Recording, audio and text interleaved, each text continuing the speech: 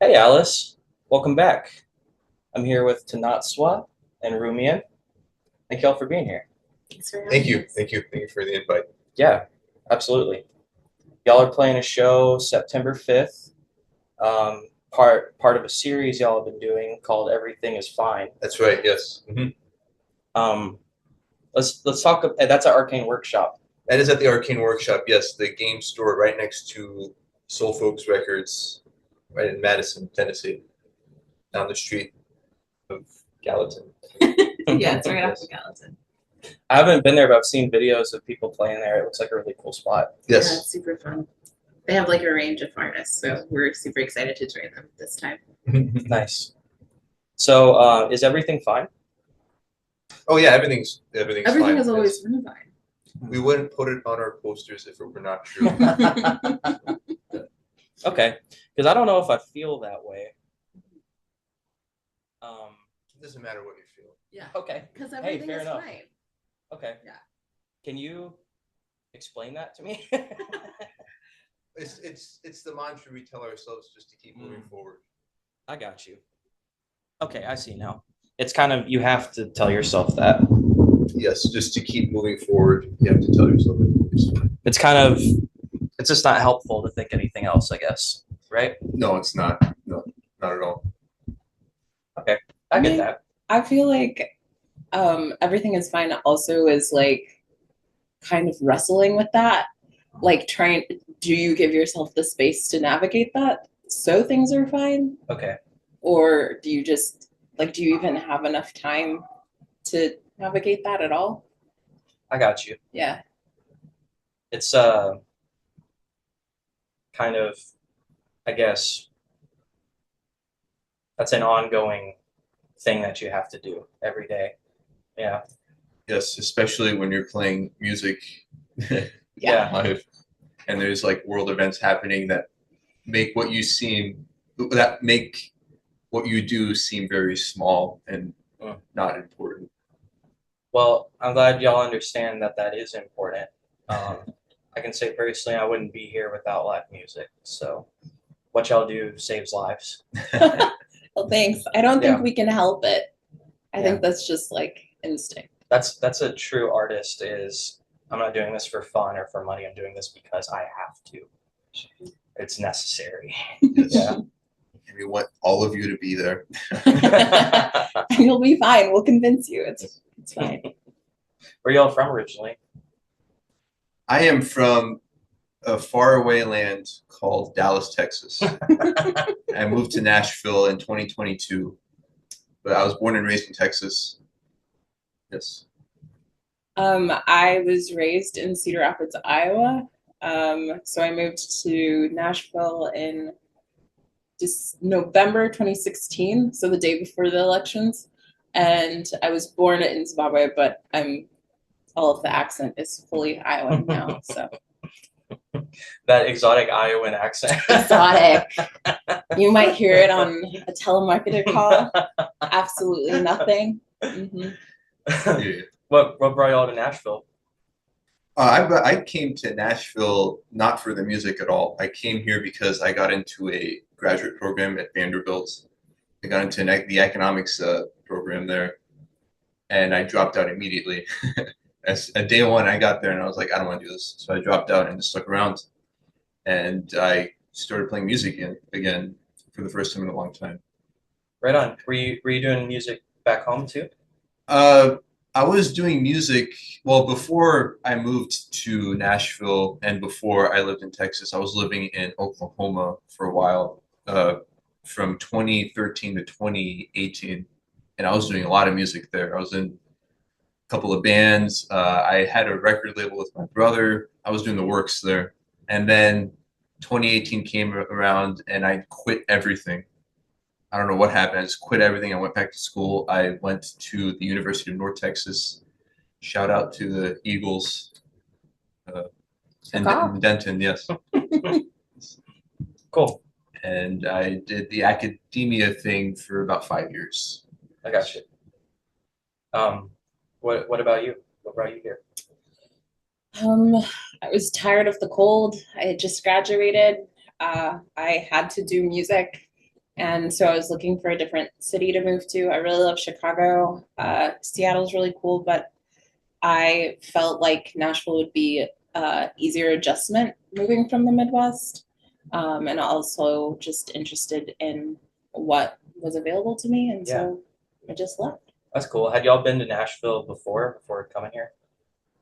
No, I have not. Well, I did because I was scouting Vanderbilt, and they invited me to check it out before I moved here. Nice. That was like the first time I was ever in Nashville. I got First, you. well, not the first time I was in Tennessee, but definitely first time in Nashville. Okay, gotcha. I don't know a Nashville pre-pandemic. Okay. Yeah. Yeah, it's a little different. I think it's better actually. It's Oh, better really? now. Not a popular opinion from what I hear Well, from many Nashvilleites.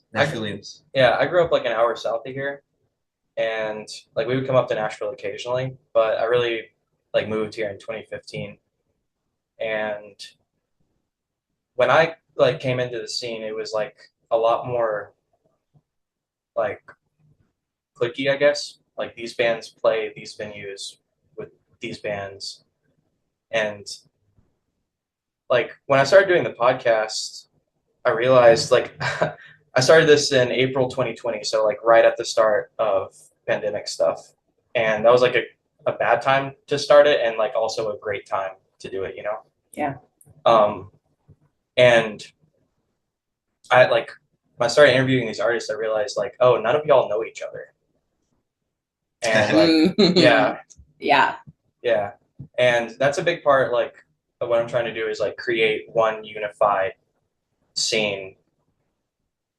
And like there's no reason like the punk kids in Murfreesboro can't hang out with like Broadway musicians and you know what I mean? Yeah. Yeah. What's been like one of the like, or like maybe two, what are the like things that surprise you about like the gaps between groups that you've seen? Well,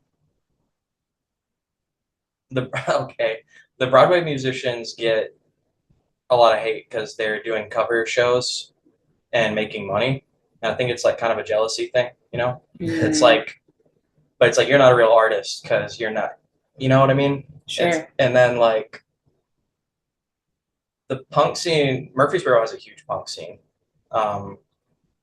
It's kind of looked at like, but it's all, you know, house venues and, you know, it's all kids, you know, and it's kind of treated that way. Like it's not really taken seriously.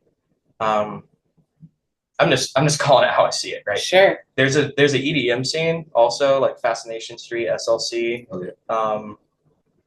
Wait, I want to be clear also, I love all these people, right? I'm just saying what I hear. But it's kind of the same thing with the goth stuff is it's like y'all aren't real musicians. Like you don't play an instrument, right? And it's like it is kind of clicky and everyone is a little bit elitist. But again, that's completely unacceptable. We're not gonna put up with that, you know. Like it. We will have one united scene. That's non-negotiable. You got a little bit of a Thanos moment there. He's gonna collect them. I like it. I'm in my super villain era. Yeah, absolutely. But like Seattle and Chicago both have awesome music scenes. So that's a tough choice. Yeah. I just knew that if I had moved to Seattle, I would be like in the mountains all day, like not doing anything or like at home, just looking at nature. And I needed a little more motivation to be outside. So that's why I landed with Nashville. I gotcha. Yeah. What kind of music was in the household growing up? Oh, that's a good question. It was kind of all over the place. A lot of like there was a lot of CCM, there's gospel music, there's a lot of music from like my country. There's just the artists that my parents really like. And then of course being in the Midwest, a lot of the like Billboard Top 100 stuff. So we didn't listen to that unless we were at school because it was not allowed. But Yeah, I think ironically, the way that I got into more alternative music was through um, like feel like the Christian scene likes to like make copies of whatever's happening in the mainstream. So there was this show called TVU, and they'd play like ranges of everything from like rap to screamo to hardcore to all this other stuff. So I was like, what? Why is this man yelling? Do I hate it? Do I like it? Am I addicted to it? Like a woman is doing that. I like it. Oh, a black person. Okay. I also want to yell sometimes. This is catchy. So like that's what kind of like I feel like I got a lot of good roots in just being in choirs in school and stuff like that, and from the music that my parents listened to, because that stuff is pristine. Like a lot of like religious music is like Oh yeah. focused for a perfect purpose, and so like I think that had its like role in my life, so I don't discount that. But for the variety, it was definitely that and the advent of the internet. So. Gotcha. Yeah, the You internet corrupted growing me up. too. Sorry. No, I was just saying the internet corrupted me too. Yes, exactly. Like LimeWire, and then it's over. So, yeah. I grew up around a lot of Hindi music because my mom was she sang professionally in Bangladesh, where she was born and raised. So a lot of Hindi music, a lot of the playback music you hear in like all those Bollywood movies, that was big. Yeah. That's awesome. I really like, I forget what they use, different scales, like not 440, but like tabla music I think is super cool. Oh yeah, the history of that goes back very. Which you far. do is pretty like weird and experimental. Do you feel like that has, do you take anything out of that? Out of the Yeah, like the Hindi. music your mom was doing and into? I don't think so. No. I went through a lot of different music since then. A lot of different music. In fact, I was really into Christian rock. We were both into Christian rock for a bit, and a lot of the Christian rock that is sort of ambiguous, more ambiguous than CCM. That was in the household as well. Mhm. Okay, it sounds like we all come from Christian backgrounds. Well, a little asterisk by my experience, because I grew up in a Muslim household. The Christian rock was a secret. Oh, And it was also a secret to me because I was too young to understand it was Christian rock. It was just on the radio and I liked how it sounded. So okay, so you found that on your own. yes. Well, Wow. with my siblings, yes, growing up. Okay. I was raised as a Jehovah's Witness. Oh yeah. I was also homeschooled. It's intense. Yeah, so I was super cool. I can tell. Yeah. We're both the coolest. Did you come from a Christian household? Yeah. What for sure. denomination? That's an interesting question, because like denominations in Zimbabwe versus like denominations in America, I heard somebody call it North American Baptist. So like people would talk about coming from the Southern Baptist, and we'd be like, we're not like that. We're the cool Baptist. So whatever that means, I was that for the longest. I got you. Mhm. Southern Baptist is pretty intense, so maybe it's like a little bit more moderate, I guess. Maybe.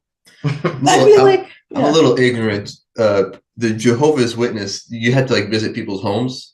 Oh, dude, when I was a kid, every Saturday we would wake up early and go knock on people's doors. Wow. Wow. Yeah, from the time I was like, I mean, young, like 5, 6 years old. So you must have been like pretty good at like talking to strangers after a while. Yeah. Hey. Yeah, I mean, everyone thinks Jehovah's Witnesses are annoying, and no one knows that more than Jehovah's Witnesses. Oh, I You know what understand that. Yeah, I understand that deeply. like especially like I don't want to be up here Right. telling you about Jesus. Like, you know what I mean? But I think you're going to hell, so I guess I'm Yeah. obliged or something. Yeah, I get that. I mean, yeah, and it like that kind of thing it's a cult, but it targets like well-intentioned people, you know? Like my sister is a regular pioneer, which means she knocks on doors I think it's like 50 or 60 hours a month, and like on top of having a full-time job. And she only does that because she's trying to save people's Yeah. lives. Oh So yeah, I have a lot of respect for it, even though I don't agree with the beliefs. sure. You know what I mean? Yeah. But yeah. anyone who does missionary stuff, I have a lot of respect for because it's a huge sacrifice, you know? I understand. Yeah. But anyway, um, would would y'all consider yourselves religious now? Definitely not as much as I was when I was younger. When I was very young, I went to Islamic day school, and I guess then I wasn't very good at it because whenever I got my paper Quran, I drew over it in like red crayon and got in trouble. So even back then, I wasn't that very good at practicing the practicing Islam. I did memorize a bunch of prayers. So and like when I recognize I can still recognize some prayers if I hear it in Arabic. But other than that, I guess religion has escaped me over the years. I got you. Um, Growing up in Dallas, being a Muslim, did you face discrimination?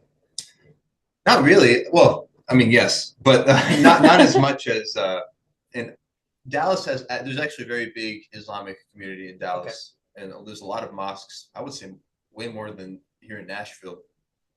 I don't know why I assumed Dallas would be like discriminatory. You Yeah. thought Texas. Yeah, yeah. Okay, I got you. So Dallas is Dallas was good. Okay. Of course, you know, a lot of people have faced discrimination after 9/11, sure. especially my brother uh, when that happened. But other than that, no, it was fine. There's a lot of mosques in Dallas and surrounding suburbs. So I got you. Do you consider yourself religious? It's a hard question. I know it's a hard question. Yeah. I would say I'm probably similar to your sister where like I have a strong sense of like self and like mission to like people. Like I feel like we're all um I feel like being a human, we all have an agreement to each other, like to see our lives as like holy and worthy and worth protecting and respecting. But my mindset has switched from how that's best executed, like protecting people and showing them ultimate kindness and like making sure that they live well. Like we've talked about it, and I'm like, I just want to make sure everybody's okay. Like not in the everything is fine kind of way, but in the like, yeah. And I think a lot of people feel that way. That's why there are so many like strong belief systems, and I can't like throw them out entirely, but for me personally, I don't consider myself religious anymore. Gotcha. Yeah. You kept the values. That's the important part. Yeah, Yeah. the values were like with me, and that's what kept me and also what ended up pushing me out. I got you. Yeah. I still have a lot of strong beliefs, and I feel like I'm now more an evangelizer than I've ever been. I just have like a different message, Right. you know? Yeah. Yeah. Um, What's your message? If you want to share it, that's okay. I do think a lot of not just Christianity, but Judaism and Islam and Buddhism, Hinduism. There's a lot of great values in all of that. Like when I turned 18, I was like pretty staunchly atheist. Like I moved out of my parents' house, moved up here, and was like obnoxiously atheist, you know. And um, I did a lot of like research into other religions at that point, and also like into Christianity and the Bible. And I think ultimately, this is kind of just throwing a blanket over the whole thing, but I think ultimately they kind of all say similar things. Like they have a lot of the same message, you know? Um, like the core values anyway. But I value my highest ideal is knowledge and freedom. I think knowledge should be accessible to everyone.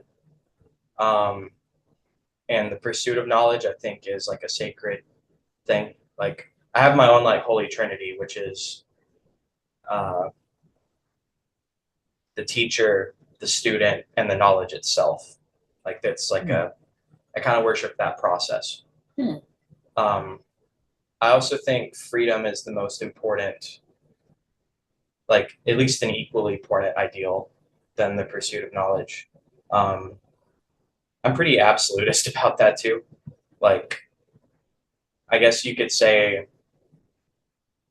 I don't know, I don't really like labels, but you could definitely make an argument that I'm like an anarchist, you know? Yeah. I just my only real strong political opinion is that I fucking hate the government. No, when you say the government, you mean like federal government or I have a problem with authority that I take all the way. I take that religiously too. Like, um, you familiar with Prometheus, the Greek god? Fire. Yeah, like he was a titan that over basically the titans made the gods, and Prometheus was a titan, and he helped Zeus overthrow the titans. He's like a usurper basically, and then Prometheus hands the torch to man, which was forbidden, sacred, divine knowledge. And Zeus knew exactly what he was doing. It's like, oh, you helped me overthrow the Titans. Now you're working with humans to overthrow me. And so Zeus punished him. He chained him to a rock. Um, but where was I going with that? I'm sorry, what was your question? You were talking about. You're interviewing me. No. Sorry. You tricked me. I know. I was asking about, you were talking about anarchy, and then Rumian had asked about like Yes. which form of government. Yeah. Are you talking about all of it or not? And you said maybe it, not labels, and that's what led you to Prometheus. Thank you. No worries. Yeah.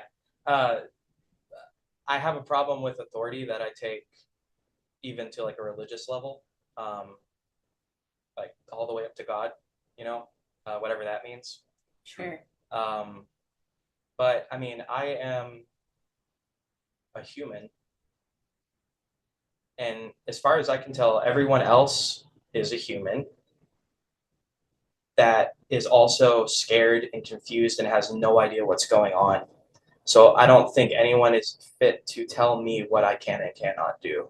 And I'm pretty like absolutist about that. I don't think it's fair for any human to have authority over another human being. Now, when we get into government, that's tricky because like a household is a government. Like your parents are the government, right? And not only that, it's like it's a socialist government. Like they don't expect you to work. Well, I mean, depends on the household, I guess, what kind of government it is. True. Right? Mm-hmm. But the fact of the matter is, like, that's the authority figure. I do think it's different with children because children are developing, but when you become an adult, no man should be able to tell you what you can and cannot do. For example, drugs, like even the bad ones, even like the really bad ones. Yeah. It's like if I want to ruin my life, pretty sure that's my decision. You know, it's not anyone else's decision. If I want to take something that's going to hurt me, you know. So that's interesting that you say that, because I think you have to like. I mean, drugs is a very like offshoot. Okay, I'll try to say this without any like preliminary words. So it's interesting that you say that because like from your discussion, it's almost you kind of take the perspective that the law about drugs was to protect you. And like trying to think about like where did that law come from? Was it supposed to protect someone, or was it supposed to I see where you're going. You with see what this. I mean? Yeah. Yeah, and no, Not to like, because we don't need to have that conversation, but it's interesting to see like what does like if we're talking about authority, what does that mean? that's the problem. I don't trust it. I don't trust these people. They will do it under the guise of it's for our benefit, for our safety, but yet tobacco's legal and we know that's bad for you. So that's a lie. Like that's clearly not the case, right? There's so much poison that is legal. Alcohol. Yeah, alcohol's a huge We talk one. about that all the time. That's one of the worst. I mean, and I'm guilty of it. I drink, but it's one of the worst drugs for you. Like, and like, I watched my parents growing up, like on medication. Like the government's the biggest dope dealer of all. Like, this is really like actually they did though. Yeah, this is a dangerous podcast. But no, I just think I have a problem with authority. So I specifically do hate the American government because, and that's bipartisan. I think they're all crooks. But I think I also just a deeper issue is I have a problem with authority in general. Right. Yeah. That's honest. Yeah, I am that. If nothing else. So who are you voting for? Oh, don't get me started on that. Let's shake the let's- table. Yeah. I don't believe we have democracy in this country. I think, and that's not like one specific election or anything like that, but I think it is all just a show to make us feel like we have some kind of control over it. But I mean, at the very least, like we're choosing between one of two people, and it's like, why is that the system? That doesn't make any sense. You mean like just the presidential elections? Yeah. Oh, okay. I guess I feel a little bit more confident in state election and like local government. Yeah. Like that seems a little bit more realistic to me. But Because you can bump into those people at the grocery Sure. store. Right. yeah, And there's So- like government workers, like those who give like social aid and more like socialist kind of things, like food stamps, et cetera, et cetera. So there's like levels. oh yeah, for sure. Yeah. Yeah. It's like, it's not like one cohesive entity Yeah. for sure. But I think we both understand with the parents who come from countries who've had to fight for their own like recognition and identity. Absolutely. So like we understand the spectrum for Yeah, sure. Yeah. There's definitely worse places to be, no doubt. Like, I don't know if this is the best place to be, but every situation can be worse, you know? At least we have like air conditioning. Everything is fine. Everything is fine. Everything is fine. Everything is fine. Yeah. That's a great message. It's a mantra I'm going to use. No, don't. You should come to the show on September 5th at the Arcane Workshop Don't use that much. and chant everything is fine. Everything Is fine. Everything is fine. Don't question. It's Oh. fine. Everything is fine. Yes. Where does art come from? Like, No. I guess you get the question. Yeah. Where does art come from? Personally, I don't know where it comes from. I know like people go to school for it and like study it, like music theory, but me, I don't know any music theory. I make music without knowing like how notes go together on paper. I don't know any music theory, so for me, that's not the case. So I kind of just pull it out of thin air, you know. So Okay, how does that start? Like when you first get the like inception of that song, like, yeah. well, most of it comes from just dicking around, honestly. Just noodling. Yeah, noodling. I like how I play guitar primarily, so just the way chords feel on my fingers, even like that's one way I start writing a song. I don't really write songs personally. I don't think I do. We're in disagreement about this. Like I sort of yeah, but songs how they're traditionally known. I don't really write songs like that. I think that those types of songs require a lot of work, which I'm not willing to put forth to right now. But The stuff you do is really cool. oh, thank you. But getting off track. I write songs just pulling out of thin air, improvisation, and trying to make it a bit more cohesive, more so than just improv sound. Even just the way that how strings feel to my fingers, or shapes of chords that seem geometrically pleasing to me, stuff like that. I got you. It comes from just doing it. Yeah. Yes. Yeah. It doesn't even sound like too conscious. Like, I see what you're saying about not like writing a song in the traditional sense. Like, you just start doing it, and that's how it happens. Yeah. That's cool. You have to be careful though not to steal ideas though when I do that. I listen to a lot of music, so I draw from a lot of influences that I try not to. I try my best not to be a copycat. Is the thing. I got you. Yeah. You know, I think there has to be a degree of that, but also like I don't really know if there is such a thing as like an original idea, Like everything is a combination of like everything we know is based off of things we've learned. So it's like I don't know if one really can have like an original concept. It's more like you took this idea that you saw and this idea that you saw and like combined them in a weird way.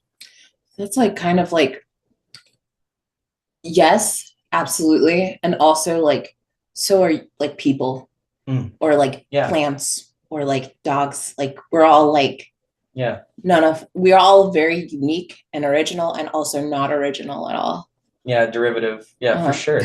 Absolutely. That everything is like that. Mm-hmm.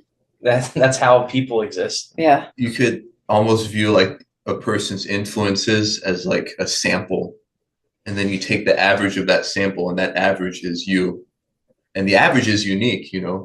The average might not exist in that sample, but it's unique to you. So just to your point of the agglomeration of ideas, is like no idea is completely original, but it's an agglomeration of many ideas.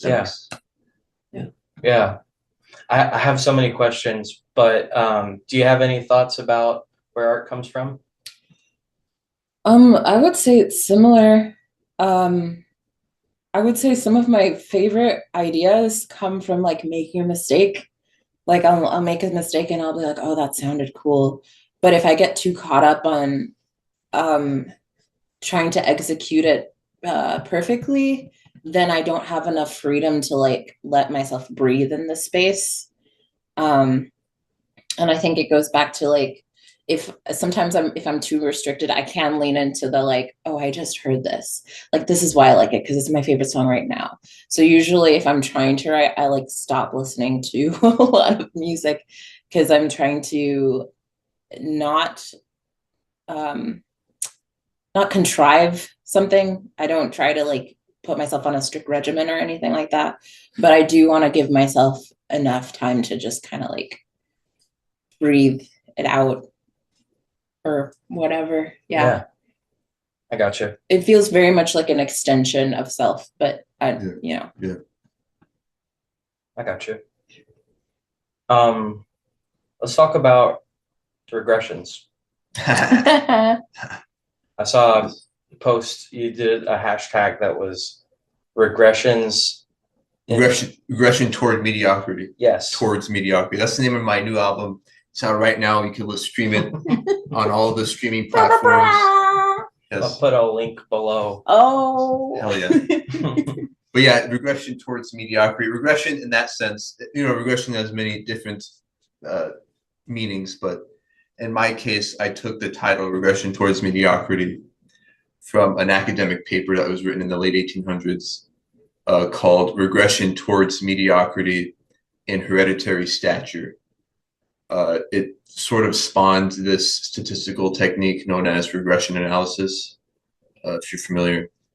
But yeah, that's just I took that because that's my background is economics, econometrics, and using regression analysis as a statistical tool. That's my background, Whoa. but I sort of made it sort of a play on words in that sense. Yeah. I gotcha. Don't That's- look into that paper. A lot of dark. You've got to give them a disclaimer. Disclaimer. Don't read too much into regression towards mediocrity and hereditary stature. That's really interesting. Like an expertise, I guess. Like what I know about statistics is that it's super weird and not like what a layman like me thinks it is. That's about extent that I know about it, is that it's really weird, not exact, and you can do some weird things with statistics. It can get very exotic. I would say it's 10% numbers and 90% interpretation. You can get very exotic with it, but in the practical sense, there's only a few things you can really do. Yeah. Like I guess like prediction, is that kind of Prediction's big, yes. Prediction, I would say, is a subset of statistics. Okay. Probability is the kind of the overarching thing. Probability, which is fascinating to me. Probability, it's like it has a place in my heart. I understand so little of it, yet I'm fascinated by it. Have you ever seen the movie Idiocracy? Yes, yeah, it's a good movie. When I saw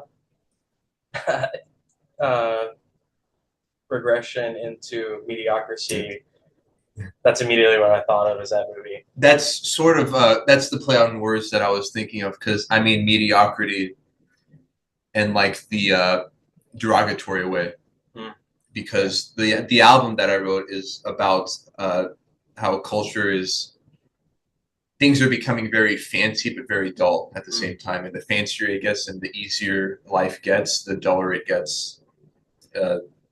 Yes. Yeah, no, I think that's definitely where we're headed. Like it's hard to get like good furniture, because everything's made to be replaced. What is that? Planned obsolescence or something like that. Yeah. And like it's hard to find like a craftsman, like my mom's a really good piano player, and she tried to teach me when I was a kid, and like I had video games, so it's hard to like develop a discipline. Do you have any advice for artists, for kids that want to do art? Like, do you have any advice for gaining discipline? I think my mind has changed about discipline, especially ironically coming out of the Christian space and just thinking outside of like the American framework and like all these conversations about different abilities and what people are able to accomplish without being like either neurotypical or just like the standard or perfection, like the image of perfection. And I think one of the best things like any person in music ever told me is like play what you like. Like when I was playing the guitar, because me and the piano are enemies. We're not friends. We'll never be friends. I cried at my piano final. It was awesome. It was amazing. I mean, yeah, he. But what kept me consistent with the guitar is that I'd be like, oh, I just watched this movie. It's called Freaky Friday. Lindsay Lohan played this guitar. I want to learn that part. Oh, I can't get it. And like also allowing yourself to fail in a safe area. Like if I'm with somebody who's overly critical or like doesn't want to hear me play the wrong note for the 50th time, then obviously I'm going to become more and more self-conscious or whatever. Or like I've, even in the positive like manner, I've had friends who like I'll write a song and I'll be like, okay, it's not finished, so I'm gonna say blah blah blah in the places that it's not, but do you understand the concept? And because we're like connected on that, they're like, you mean that and that and this and that and that, and I'm like, you saw that, we connected, okay, cool. So then it like allows you to continue to fail, and I can like think about the lyrics and connect the thoughts instead of being like, oh, I don't have a finished song, so this idea is not worth it. Because I feel like a lot, just kind of everywhere, we're taught that like if it's not complete, if it's not consistent in the way that consistency is defined by a certain set of people, if it's not done with like perceived excellence, and if it's not done for other people, then it's not worthy. And so like trying to like unlearn that and kind of like be a child again, because I feel like a lot of us as children have also had to become adults too. Everything is fine. But yeah, I think that would be my recommendation. And also just like being connected with different generations too, because I've heard so many stories about like people in their 60s starting up, I don't know, CrossFit or whatever. And then you're like, oh, life is not as small as I thought it was. Yeah. Like if I'm understanding, it's kind of like if you have a hard time doing it, maybe you should try something else, like or pick up another thing and try that. If you like, say like water skiing, maybe that's a horrible example. I don't know. Sorry, good example. Good example. Good example. Good answer. Family Feud for a second there. If you wanted to do water skiing, then join a club that's going to be affirmative of that, and affirmative of the time that it takes you to learn that. I got you. Like allow yourself to be imperfect at it. And then like don't also be your own bully and be like, why am I not learning it fast enough? Or like make it fun for yourself. I got you. I Yeah. got you. Bring joy back. Like you said earlier, be in an environment where you can be allowed to fail. Exactly. Yeah. I think that's super important. Most of life is failure. Right. But everything to us, like, especially here, everything is marketed. And when it's marketed, it's pristine. And it's exactly what Rumian was saying about like we get duller and everything becomes easier and everything is planned and everything is perfect. So then you take that in all day. Like pristine. Correlation coefficient is 1.0. What? What does that It's mean? perfect. It's perfect. Everything is like Perfect correlation. yeah. Oh, okay. So, and then you take that in and you're like, oh, this person was a savant when they're 2 years old at water skiing. They water skied at birth. They like, so you're like, I can't exist in this. Like my personhood does not fit into any of these boxes. Right. So I should not even try. Right. And even if you have the best self-confidence, when you're constantly being fed that, of course it's going to be hard to unravel that. Like, of course it's going to be difficult. That's a really good point. It's hard because everything's monetized and there's competition, and it's not valuable unless it's making a profit. Like, yeah. That's not a good environment for art to thrive at all. No. Yeah. I agree. I like giving stuff away that I make for free. Like this morning I was mailing out stuff to friends, mailing out my new CD, some tapes. In fact, I have a tape for you here. Oh, dude, thank you. I noticed I have a collection. Yeah, I have a collection. Oh, hell you are so awesome. This is sick. Yeah, that's my first. I put that out last year. But yeah, that's for you. Thank you so much. You're welcome. You should tell them about the tapes. Oh yeah, yes. I make tape. I made that. So I make. Did you follow me from your tape making page? I sure did. Yes. You want to shout that out? Oh yeah, Tiny Upward Rockets. I shouted that out. I will put a link to that too. If you need tapes awesome. If you need tapes made, hit me up. Dude, this is Send me a direct message. From what I understand, this is a lot of work to do this, to make tapes. Yes, there's some overhead. But once you get over that head, it's pretty easy. That's clever. That's so cool. Yeah. I collect local artist tapes. So. Oh yeah. There's also a download card, so you can download this. Nice. I guess y'all are on all platforms, like Spotify, all that. Yes. Right on. Just search Hanna-Barbera cartoon never made spelled correctly. What? Okay, so what's this name about? Yeah, it's well, I used to play music under my own name, my full name, Rumian Reza, and nobody could find that. So let's have some fun with it, Yeah. What's your website? Oh yeah, my website, if you don't remember the name, www.longband.name. That's an actual website. It goes to my band's website. So if you don't remember the name, remember the address. Yes. That's awesome. But yeah, you know, if people won't be able to find me by my own name, then I'll make it even way harder. And I'm going to make it named after a company that no longer exists. So it's Nice. the opposite of the regression. You know, he's fighting it with his Yeah. name. That's so experimental and awesome. And I can tell y'all are very genuine people. That's like my highest value in like people in my life is honesty. Like fake friends are not helpful, you know? What?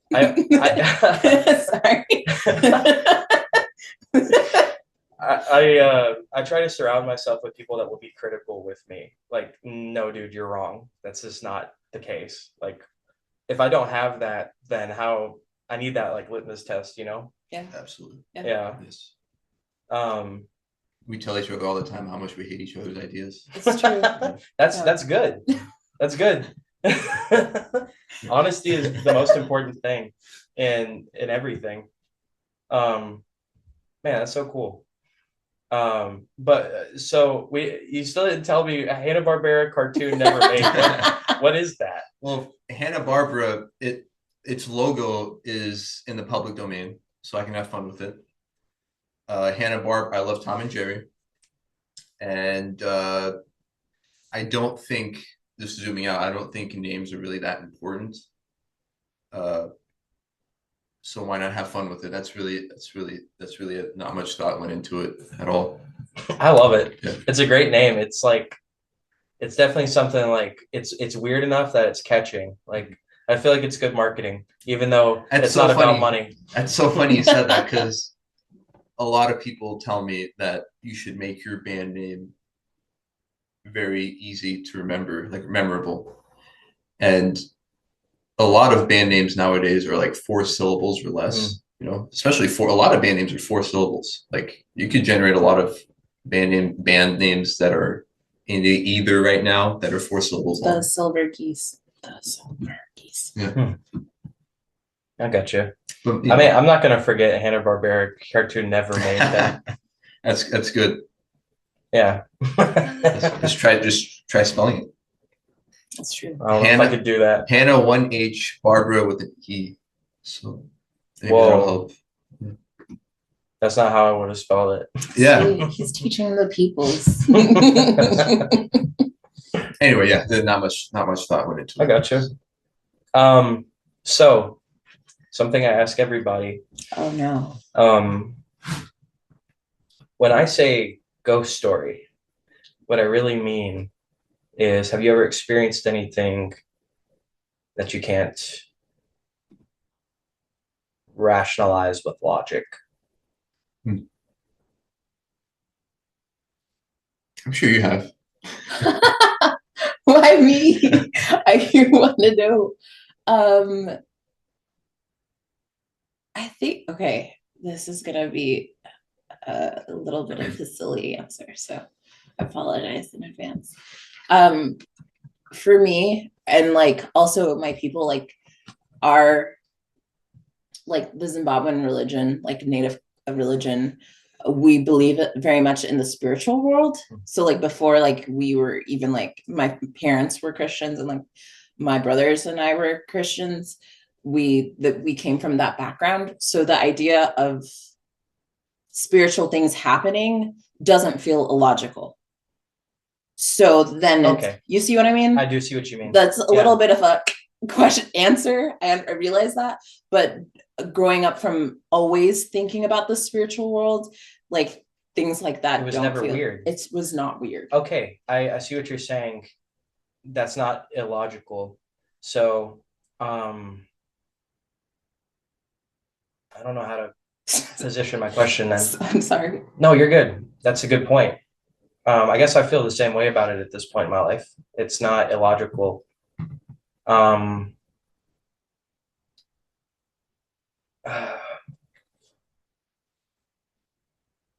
Well, ghost story puts this connotation on it, right? It's like there's a lot. If you say ghost, that's so many implications, Yes. right? Yeah. So, well, I guess, do you have any weird stories? Oh yeah.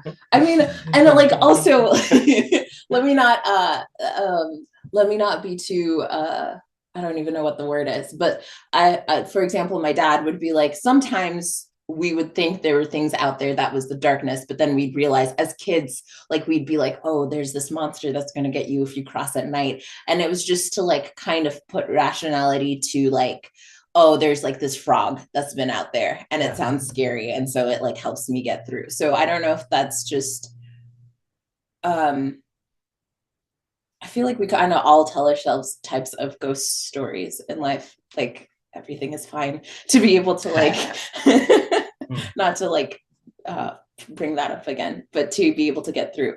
But yeah, I have felt like weird stuff. Like one time my cousin and I, we had gone to the mall and we went to this store. I won't talk about the store because I don't want to like blow up their name or whatever.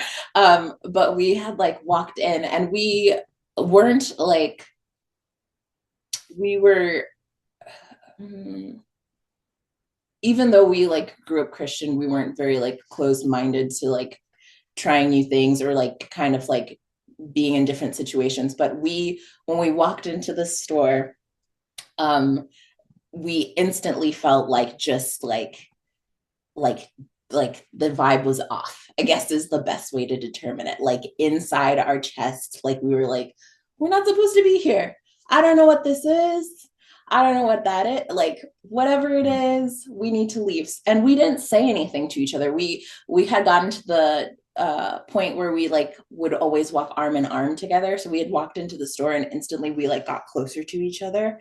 And then when we walked out and when we got closer to the store clerk and it just like was not good. And so when we left, we like instantly felt like a relief like lift off of us.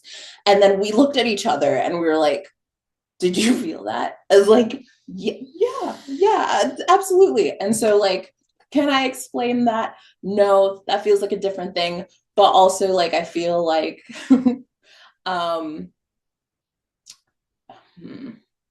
I feel like both people of color and women have survived so much too. If we take the spiritual element out of it, where like, when there's situations where it's bad, like there's so much like, it's like epigenetic like material where you just like, I don't have the answers for it, but I know that something's off and we need to leave.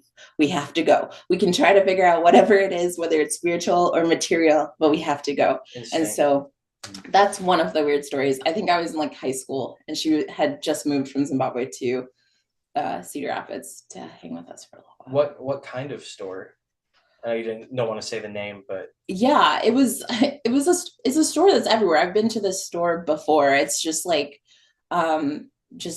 weird knickknacks and like fan gear and stuff like that. Like we saw something that was cute and we're like, we want to shop there. So I think it might have been like the store owner where we had just gone, like they seemed friendly and whatever. And I think it was just. Does this store have like kind of a reputation also? I don't know that much. What? We'll talk about it. Okay. I'm excited.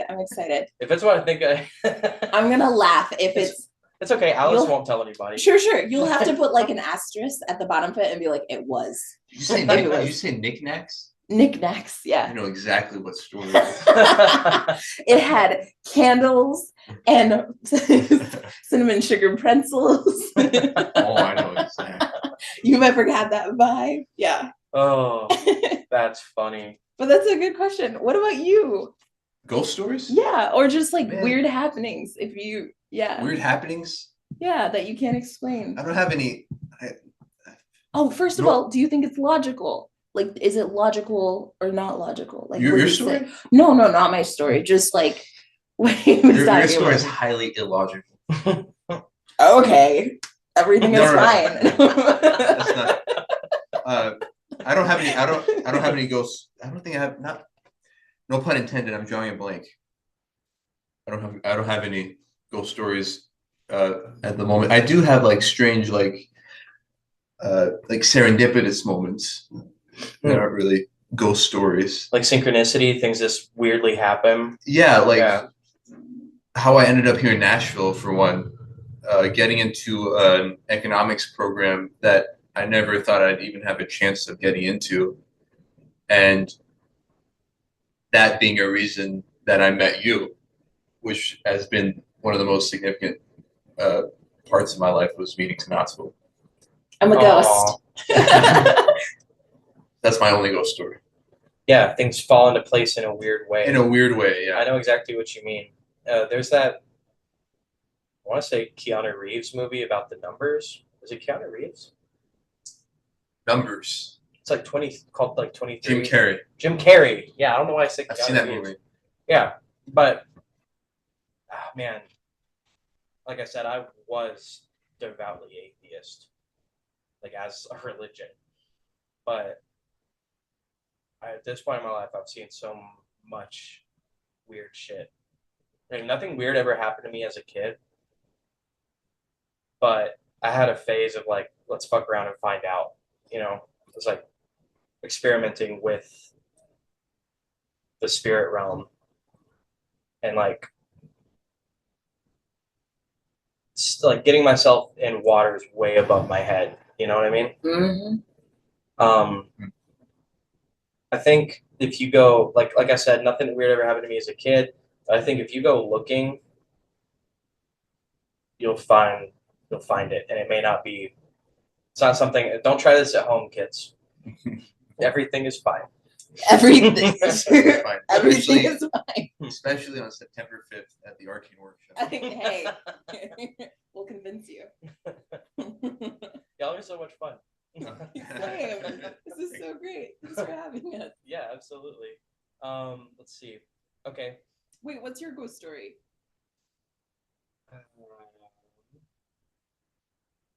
Or your serendipitous? Let's talk. We'll talk. I've told most of these stories Okay, on the okay, podcast. got you. We'll talk about it after. All right. Yeah, I mean, there's been a lot of this. What episode number is this going to be, or that's a good question.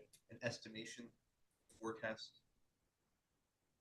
I'm just trying to inception this interview and like Like this will be 192 or 193. Wow, very cool. that's nice. Um, So you've probably told many ghost stories. yeah, Yeah. and I've unfortunately like repeated them a few times. So I'm trying. My producer gets mad at me when I tell the same stories over and over again. So Sure. we'll talk about it afterwards, though. The ghosts are like, you're blowing up our spot. We can't show you anything else. Oh, I am absolutely like there's like these Hollywood cults, you know, like the Bohemian Grove stuff, like all of that shit. Yeah.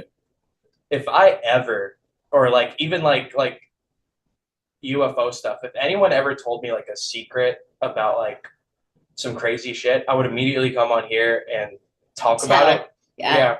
So like I'll never be told never be invited to like the orgy cults or like Damn. yeah. I was looking forward to that one. Yeah, because I will immediately spill the beans.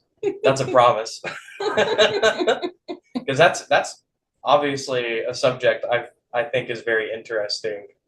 Okay, I used to ask people if they believed in aliens, but unanimously, every People time have the said they answer is believe. yes. There must be. It is a statistics. It's a statistical impossibility for there not to be life out in the universe, right? Yeah.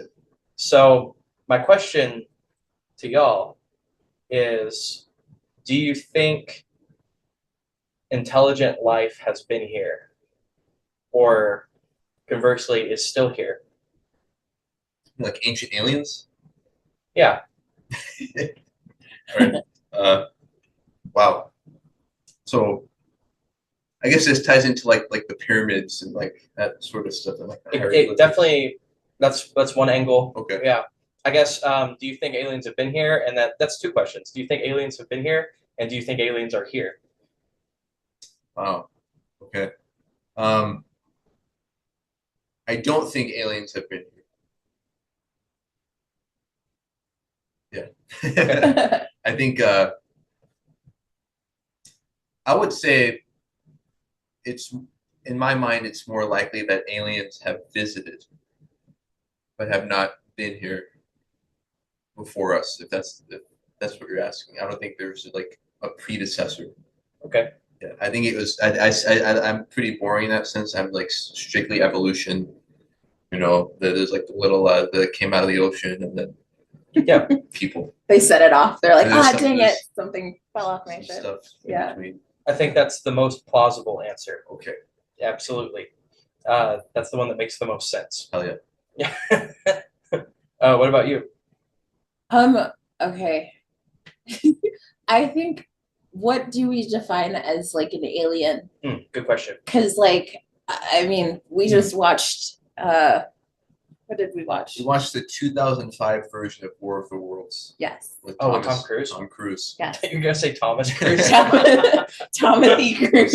Scientology fame. Yeah, right. I just saw Eyes Wide Shut at the Belmont. For the Nicole yeah. Kidman series. Mhm. Nice. Nice. So good. Such a good movie. Love that movie. Oh man. As you might have been able to tell, I really like conspiracy theory stuff. Yeah. Yeah. Not all of them. Sure. Hashtag not all Sure. conspiracy theories. Some of them are Because ideas. some of them, yikes. Yeah. But like the Kubrick Eyes Wide Shut thing is like a whole thing that I could get into. But y'all were watching 2005 War of the Worlds. Oh yeah. I think it's 2005. We're gonna quiz you. There's also gonna be, I'm sorry, producer person, you just gotta put asterisks everywhere. Starring Thomas Cruise. Right, Timothy Cruise Thomas. the second, because he's already died. Whoa. Whoa. Anyway, Take it easy. Everything's fine. everything's fine. Just fine. Everything's fine. Everything's fine. Save it for September 5th. We'll let you know. Or Thomas Cruise. Oh. Sorry. No, you're fine. Okay. I think alien, I think what size alien are we talking about? Because every time I like come across something from any like nature planet thing and they go down to the ocean and they show me this bioluminescent thing, I'm like, do we need aliens? I totally know. Like, do we like is it a bacteria that came from like a asteroid that we're just like cool with that doesn't affect us? Is it like, are we talking like giant? Because usually when we see them depicted on the screen, it's like these big humanoid like sentient creatures. Are we talking about things that are like sheep and they just kind of like ditz along and we don't see them? So I don't know. I don't think so, but I think that there's so much here on this earth that like if aliens are also dealing with that kind of stuff on their earth, I don't think they would need to come visit us. I think I don't know. Yeah. I guess they have very involved lives as well. Like if they have the capability of getting here, they don't need anything that we can have. Yeah, kind of like that. For sure. Defining like the defining alien thing is a good question because I guess I'm specifically talking about like extraterrestrials when I say that, like off planet. What about interdimensional aliens? Whoa. Like it could still be us, but because it's from a different dimension, they're considered aliens, or like they're also different beings from a different time. Ghosts, demons, Okay. fairies, Gotcha. duppies. It's a duppy. Is that a Harry Potter reference? I don't think so. I was thinking Dobby. Dobby. I think you said Dobby. A duppy's like a malicious, clinging spirit. Oh. It's like they're like not powerful, but they're like a leech. A leech. Mm-hmm. Gross. Yeah. So that's what I mean when I say interdimensional is like there's a million words for this kind of thing, but intelligence outside of this plane of existence. Are we on this plane of existence? Because again, going back to like it depends on like where we're believing we stop as humans. Like if we believe the spiritual realm is just like whatever is here, then like we could say like maybe, or like I guess my answer would be like maybe. But if we believe like we're a part, like there's the material realm and then there's the spiritual realm, and like all these beings are also on that same plane, then it's like, oh yeah, it's just like another different ecosystem, maybe. But I feel like there's so many questions I have about that question. I see what you mean. We don't know what we are or where we stand in the whole thing, so it's hard to say what is alien, I guess. Exactly. Yeah. Like, are we alien? Or like, yeah, exactly. Good question. We are someone's alien.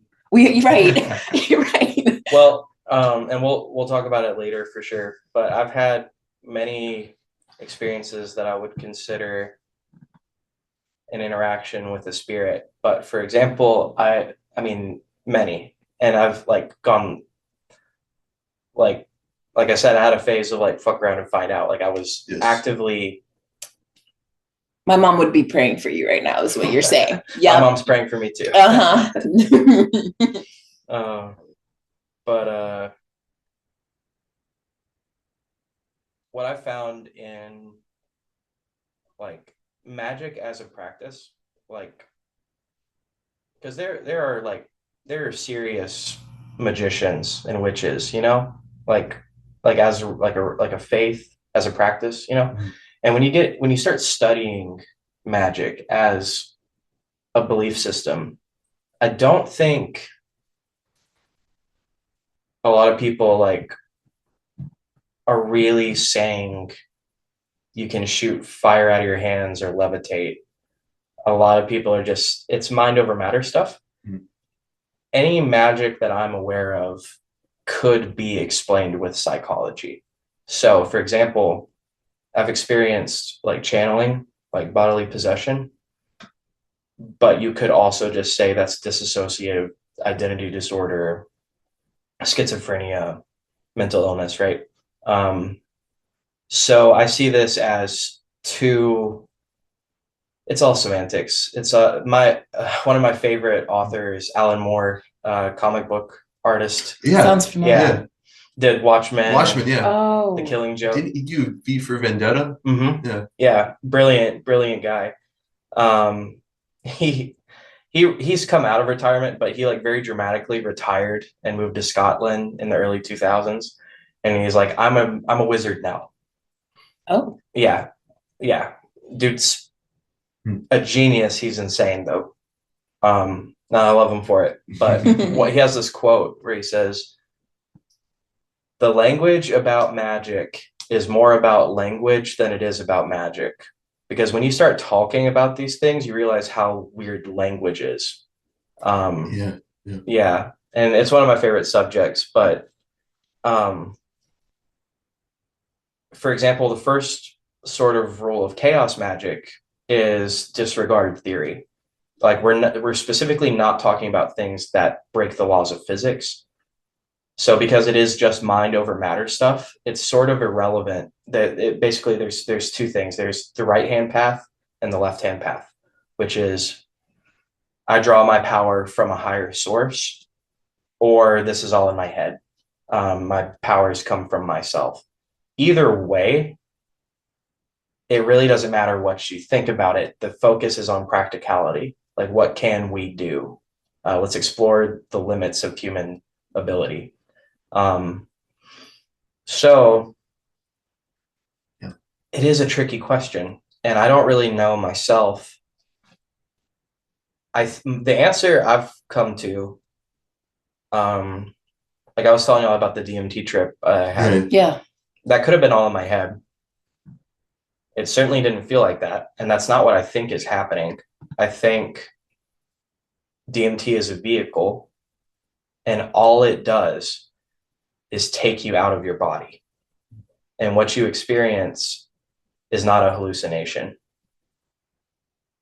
which is also why I'm not an advocate anymore. I used to be like, this is the most, and it is the most amazing, profound thing one can do. But I don't recommend it anymore. I'm not saying don't do it, but I'm not like, oh, you should try this, because the fact of the matter is we have no idea what the fuck that is. And I've had experiences that I felt like I was in danger, like I was under attack. So tread lightly. Sure. So I don't think all of this is in my head, but that's also a perfectly that like if you're using Occam's razor, that's just the simplest, most logical explanation. And you absolutely can talk about it in those terms, and there's no like logical fallacy in that, I guess. But I don't really know myself what I know what I think, but nobody knows what's going on, you know? We're all just confused, bumbling around. Yeah, I mean, whether it's real or not, your experience of it was definitely real. for sure. Yeah. And sometimes like it's funny because you're talking to people who've had experiences with religion, and I feel like religion at a basis believes that there's a spiritual world and like a physical world. Like that's like the whole like journey is like the relationship between those two. So I think that brings a different perspective from that. And also speaking to that, like it's your experience. I feel like it almost feels like an overlap with what you were saying of like whatever you experience affects how you move through the world here. So like that's what's relevant. Yeah, exactly. It really, the ultimate answer is it doesn't matter, right? Like it doesn't matter if it's all in my head or not, because like you said, As long as you're Yeah. safe. Because I Yeah. mean, if you don't want to be safe, I that's guess okay. But- yeah, it does matter because if we are leaving our bodies and going to another plane, that is definitely something to be explored. Yes, yes. But in the terms of like practical effect of how it influences this world, it really is kind of neither here nor there, I guess. Well, like for example, there's some legislation going through to use LSD in therapy Yeah. for vets, because there's a vet who like had significant progress with that, but then with all the drug laws that we had talked about because of different reasons, which we know, racism,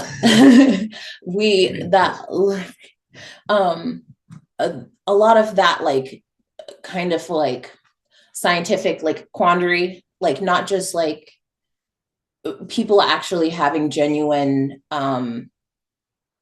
curiosity about those kind of things, and also having like some like, okay, if you're in a bad place, how do we help you get out of this? How do we figure out, is this actually beneficial? Kind of having a open mind is such a generic term, but an open mind to those things. And now they're finding out, oh no, this could help like a lot of people. So that's something where they don't fully know the reason why it helps, but now they have like given themselves enough freedom to be like, okay, well, we know that you need someone to help you through it. We know that these are the things that you're dealing with here. We know that it's connected to your mental. And if for you, that's also spiritual, we don't know how to navigate that, but this is how we'll try to get you through this safely. So you're not having like a bad trip or a bad experience or what have you. So that's like a very like, I don't know, grounded or like real life example of the like huge unknown being used to help guide people through very dark things here.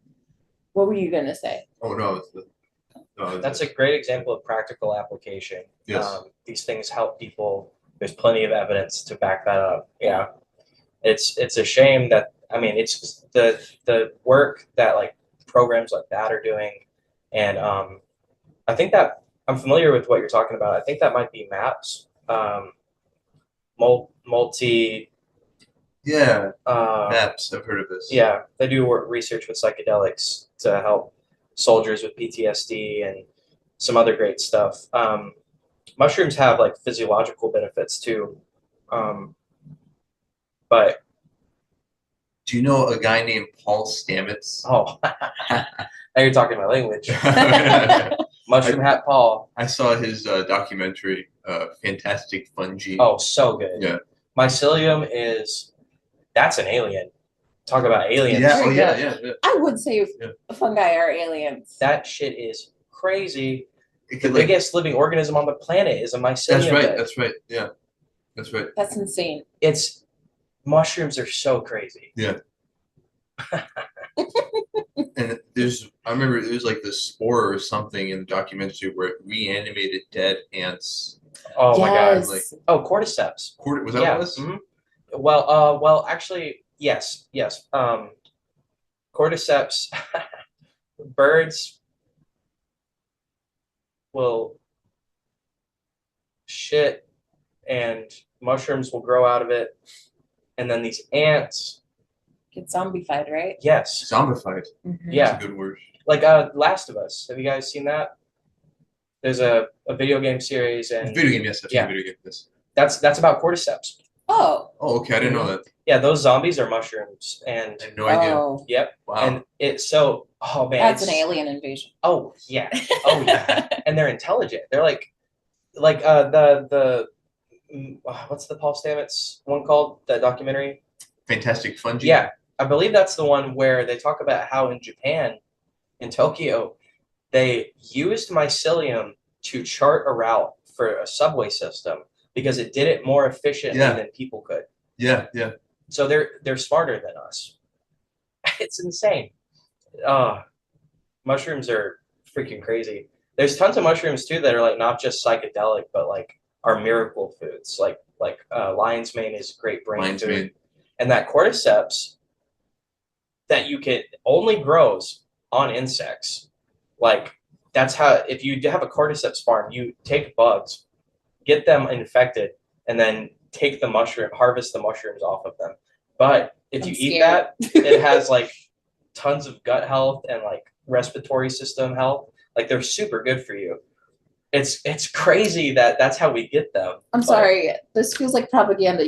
You, I feel like I am you know a brainwashed by the fungi mushrooms. and they're just trying to infect Oh us. yeah. I am brainwashed by I'm a zombie, a mushroom You're zombie. like, just harvest them and eat them and It it'll is. be fine. If we're talking about like psilocybin, right? Like the trippy mushrooms. Yeah. It is kind of weird that it's like you do it and then you're like, oh, you should do this. It's like, no, you're a zombie. You're a mushroom zombie. I don't trust you. I see what's happening here. Oh, what? Okay. So no one knows the answer, right? Like, but do you have any preconceptions or ideas about like what happens after we die? Like, does anything make more sense than anything else to you?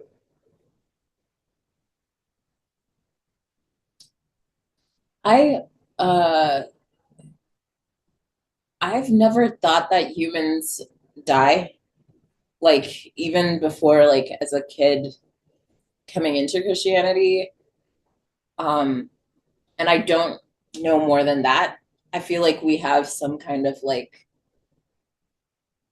connection, but I don't know what that is. And I haven't really, because I've gone through so much like kind of change in like and processing of where I stand like with religion and stuff like that. I've just given myself a break and be like, right now we don't know. And so I think that's as far as it go right now. Yeah. I mean, none of us know. Some people act like they know, right? Like some people are very adamant, like I know what's gonna happen. Yeah. But we don't fucking know. But I agree with you that it feels like it's something. Something happens. Yeah, I definitely like, I guess intuitively understand that. I mean, but you know, again, like we could both be totally wrong and nothing happens. It might be the fungi again, being like, it's Mushroom okay. God. Go ahead. Go eat mushroom God. It's funny. Tanatswa and I always have these experiences where we feel like we're in purgatory, like we're in situations where like I feel like Yes. I'm in like this middle zone right now. Nothing's happening, and everybody's like floating in space. And Yeah. we've been in situations like that. And when we mention it to each other, it makes sense. This feels like we're in purgatory. Yeah, when you said that, like we're definitely on the bad timeline. Like shit is crazy. I like But everything is fine. everything's fine. Everything's fine. What if this is a better level than what was Oh. before? Yeah. What if we're actually We're about to make a breakthrough. That's yeah. It's Joel Osteen's. Oh, is it really? Oh. He's from Houston. I should know that he's from Is that Houston. his catchphrase? You're waiting for your breakthrough. I think Joel Osteen's producer? Is that what you said? No, No, he's from no. Houston. He's from Oh, Houston. Which Wouldn't Oh. that be wild? Like at the end Yeah. of it, he's just like, now join. I'm like, whoa, no, we're talking about that. Yeah. it's Rumian Olstein. Reza. You didn't tell me this. Oh, that's funny. Well, thank y'all so much for being here. Thank you for Thank you so having much. us. This is fun. Yeah. This is fun. Tanatswa, do you have music available? People to stream? Yeah, I have music everywhere. He has recorded some of my performances. He also records live performances. I have things on my YouTube, lyric videos and such, and I'm looking to release, I think, at least 3 songs this fall. So stick around. It's gonna happen. It's gonna happen. Well, I will hit y'all up for like a link tree or whatever links you want to put. Oh yeah, it's tanatswaestina.com. You can find everything there. www.longband.net for me and all my stuff. And check out Rumian's project, Hanna-Barbera cartoon Never Made. That's right. Yes, new album out right now. And everything is fine. Everything's fine. If you're skeptical about that, go to the Arcane Workshop and have your doubts Cleansed. cleansed. The cleansing event is September 5th at the Arcane Workshop. And we're ethnic, and we will be The chant begins at 8 p.m. sharp. Doors open at 7. Don't miss out. $10 This is your breakthrough. $10 and everything will be fine. Everything will be Just fine. Pay the $10. $10. Get inside. Give you a Enjoy free some music. cassette. We're about that. We'll give you free tapes. I'm convinced. Hey, Right. there we go. And that's not just the fungi talking. Well, y'all are super fun, really cool people, and I'm so glad y'all took time out of your night to come hang out with me. Yeah, for sure. This is so fun. This is great. Yeah. Alice, check them out, and we'll see you next week.